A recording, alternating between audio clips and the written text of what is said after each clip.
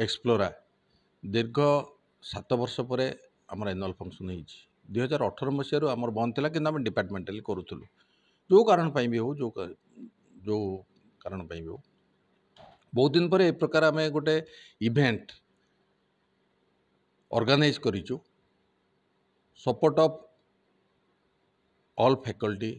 all staff एवं all students तेणु आज जुलाई 2025 25 जुलाई 2025 यही प्रकार इवेंट आमे ऑर्गेनाइज करिथिबारु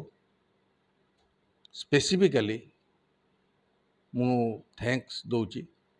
आमर मैनेजमेंट को बोथ